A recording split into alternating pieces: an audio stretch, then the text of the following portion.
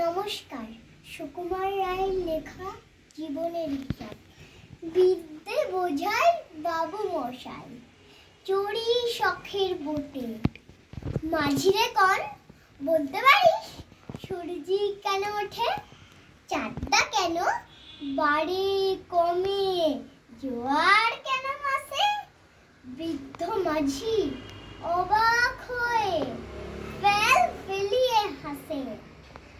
বাবু বলেন, সারা জনম মরলে তুই খাটি, জ্ঞান বিনা তোর জীবনটা যে চারি আনাই মাটি।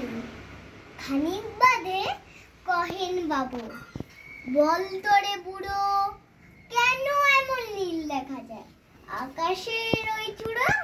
বলতো কেন সূর্য চাঁদে গ্রহণে লাগে কেন? বৃদ্ধ বলে, আমায় কেন লজ্জা দেশেন হেন? বাবু বলেন, বলবো কি আর, বলবো তোকে কি তা, দেখছি এখন জীবনটা তোর 12 আনাই বৃথা।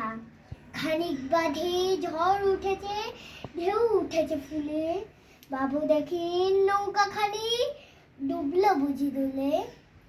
মাঝিরে কয়, এ কি আপদ? আরে ও ভাই মাঝি, ডুবলো নাকি নৌকো এবার, মরবো নাকি আজি?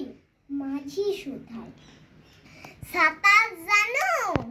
মাথা নাড়েন বাবু। মূর্খ মাঝি বলে, মশাই এখন কেন কাবু?